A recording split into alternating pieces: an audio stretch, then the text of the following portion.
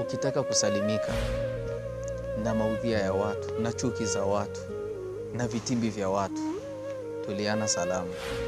Mtume Muhammadin sallallahu alayhi wasallam anasema, afshu salam taslimu, tulianeni salamu taslamu.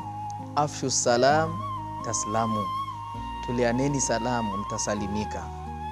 Ukiwa unatuliana salamu utasalimika na mambo mengi, ima na chuki za watu, utasalimika na vitimbi vya watu, na utapendwa na watu vile vile, kwa sababu ni maneno ya Mtume Muhammadin sallallahu alaihi wasallam aliposema, awala adullukum ala shay'in idha fa'altumuhu tahabbtum, je, nisikujulisheni jambo ambalo mkilifanya mtapendana? Mtume akasema, afshu salama bainakum, tulianeni salamu baina yenu mtapendana. Na wallahi utizame, mtu alikuwa na nia mbaya na wewe na uadui na wewe, unapokuwa unamtolea salamu, uadui unafanya nini? Unapunguka.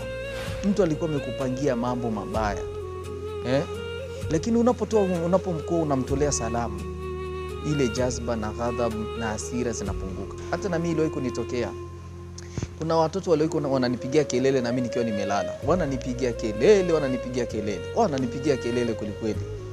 Sasa nikatoka na hasira na ghadhabu nyingi sana, nikasema hao watoto nitawachapa kweli. Wallahi wakati nilipofika tu mbele yao, waliponiona tu nimetoka kuwa na hasira na nia kuwachapa, waliponiona tu wakanitolea salamu, ustadhi assalamu alaikum, ustadhi assalamu alaikum.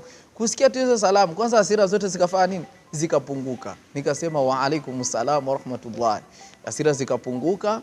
Na bahati nzuri nikafika naambia, nyie mnapiga kelele, mngeenda mkachezea tu sehemu nyingine. Lakini nilikuwa na nia ya kuwatandika, lakini kwa sababu walinitolea salamu wakafika wananipunguza zile hasira, kwa sababu ni maneno ya Mtume anasema, afshu salam taslamu, tulianeni salamu mtasalimika. Assalamu alaikum wa rahmatullahi wa barakatuh.